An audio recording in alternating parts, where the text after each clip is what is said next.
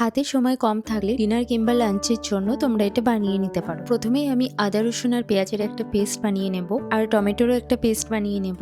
এরপর ম্যারিনেট করে রাখা সেদ্ধ ডিমগুলো ফ্রাই করে নেব। আর ডিমগুলো ভাজার সময় না একদম বেশি ভাজবে না, তাহলে কিন্তু ডিমগুলো শক্ত হয়ে যাবে। আর অ্যাকচুয়ালি হাফ বয়েল ডিম ইউজ করলে আরো বেশি ভালো লাগে। আর সাথে সাথে আমি আলুগুলো ভেজে নেব। গোটা গরম মশলা, জিরে ফোড়ন আর কাঁচা লঙ্কা দিয়ে কুচিয়ে রাখা পেঁয়াজগুলো দিয়ে দেবো। হালকা ব্রাউনিশ হলেই ওর মধ্যে আদা রসুন পেস্টটা দিয়ে দেবো। হালকা ফ্রাই করে আমি টমেটো পেস্টটা দিয়ে দেবো। এরপর হালকা ফ্রাই করে তার মধ্যে জিরে গুঁড়ো, ধনে গুঁড়ো আর শাহি গরম মশলা দিয়ে ভালো করে ভেজে নেব। মশলা ভাজা হয়ে গেলেই সামান্য জল অ্যাড করে মশলাটাকে ভালো করে কষিয়ে নেব। এবার ভেজে রাখা আলুগুলো দিয়ে দেব। আর হ্যাঁ, এখানে আমি একটা গোটা রসুন ইউজ করেছি। এটা ভাত দিয়ে মেখে খেতে না খুব ভালো লাগে, তো তোমরা চাইলেও এটা অ্যাড করতে পারো। এবার পরিমাণ মতো জল দিয়ে ভালো করে ফুটিয়ে আলুগুলো সেদ্ধ করে নাও। আলুগুলো সেদ্ধ হলেই ভেজে রাখা ডিমগুলো দিয়ে দাও। এবার কুচনো ধনেপাতা ছড়িয়ে দাও। দেখতেই পাচ্ছ বানানো কতটা সিম্পল।